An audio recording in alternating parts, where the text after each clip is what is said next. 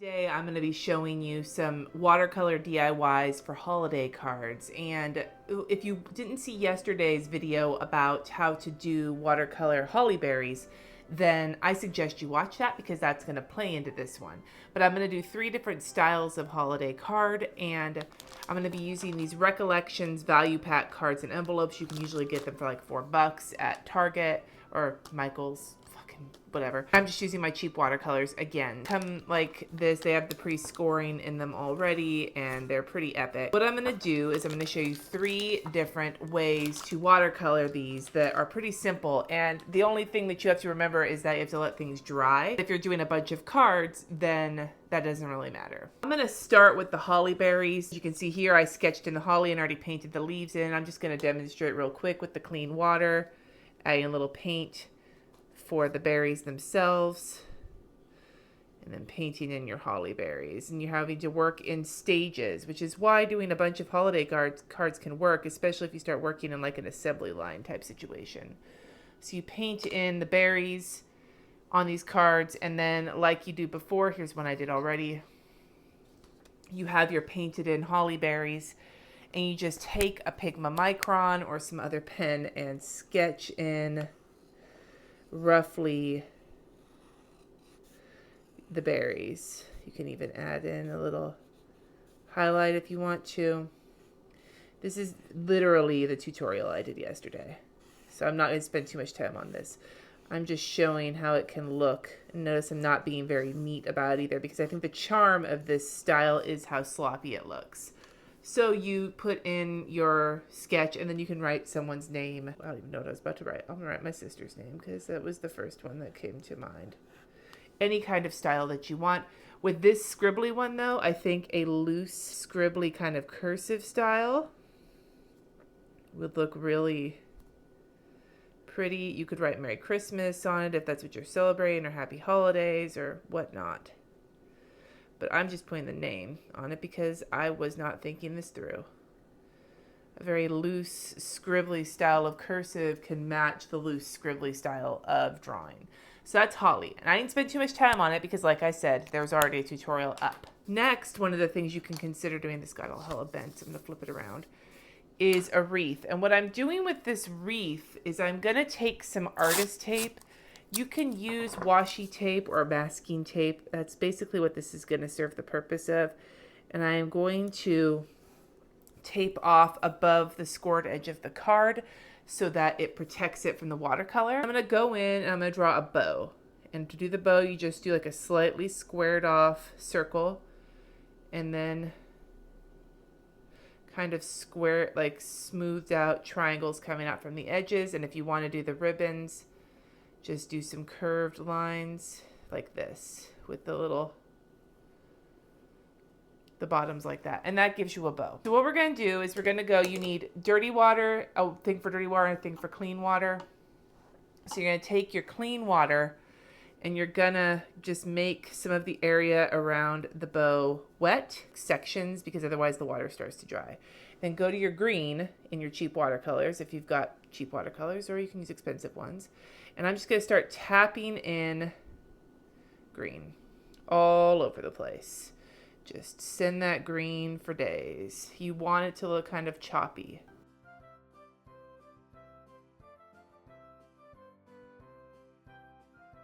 As you work your way around, just kind of create a rounded area in the middle and keep tapping in more green. You're basically creating a really sloppy, but there's nothing wrong with sloppy, wreath. Just tap in the green. It can be as messy as you want. You're basically just trying to cover the green. And you see why I have the tape there to kind of protect the edge of the card. They're homemade cards. If it gets a little paint over there, honestly, no big deal. It'll have the charm of it. And this is the kind of thing you can do with your kids too, because this is not insanely difficult. And if you're doing a lot of them, it gives you some, labor. While we let the wreath dry, I'm going to show you a different thing that also requires drying. So for this, if you can get your hands on a nice wide, like 1-inch brush from Michael's, like this was pretty cheap. I got it in the section where they have acrylic paints. I'm going to be doing what you call a wash. So you just load it up with water and just cover your card. I'm just doing one side. I'm going to do both sides of this card, but I'm going to do one side at a time. So cover it with water. Now you can do this in whatever colors you want. I'm going to do blue and purple. Load up your wet brush with lots of paint and go along the line with your lots of paint. And you can even take your brush, grab some clean water, go into your purple, and load in more paint. So once you have that loaded in, pick it up. This would be a nice time to have a, paper towel on the table. Prepared, hashtag prepared. Just lift and let it pour. And you see how it's like just running? I'll wipe this up really quick. I'm making a mess. And you could do the same with the other side. Go in with some clean water, and you'll even pick up some of the paint from the other side. Go in with your clean water and just like, you're basically just like covering this thing with paint and water. And the more paint, the sloppier you get, the prettier the colors will get. And you just tip and let it run. And no two cards are going to look the same. That's one of the cool things about this. So once you've let it run, if you want to get some color on the other side, you can do the same thing, like along the bottom. You could do this with green and blue. Pick two colors that are in the same, like either they're warm or they're cool, and let them run against each other.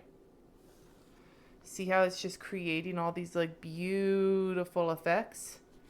So what you're going to do then is you're going to set that to the side and let it dry. And with this, one of the things you're going to want to do is once it is completely dry, put a heavy book on top of it to flatten it out, because these cards are you can already see it starting to bend from the pressure of the water.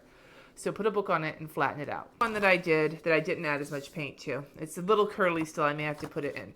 Once it's done, you have two sides. You can pick one. And what I usually do is I'll take a Pigma Micron or some other pen, and you can go in and just like write a holiday message.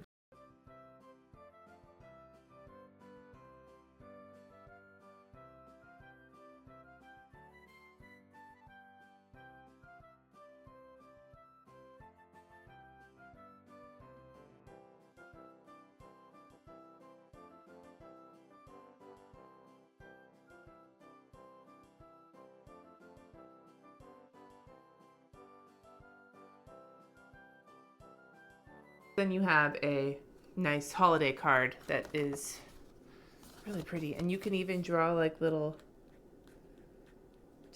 snowflakes if you want to. Just like drawing some little lines or whatnot. Your call. But this is another way. So now you have two different holiday cards that you can go with. Once your initial green is dry, there's two things you can go in and do. You can go in and add some red to your bow. And you can make this as complicated as you want. I'm choosing to make it not very complicated at all because I'm going to go back in and outline it. I'm just adding in a little bit of red. And then what I'm going to do is, with your green being dry, you're going to go back into your green this time without adding any water and dab on more green to add some texture to your wreath. See how I'm just dropping some green on top of the already mostly dried green? Just drop it in, tap it, tap, tap, tap. It doesn't have to be perfect. You're just adding some texture to it. Remember, this is not like adding water. This is just adding paint. Just tap it on. Tap, tap, tap, tap, tap.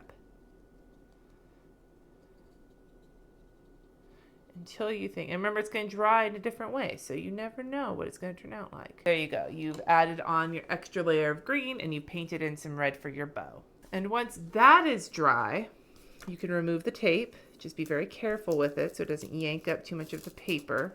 That's why artist tape is nice. It has less adhesive. I'll just go in with my marker, with my Pigma Micron, and I'm going to just sketch in my bow.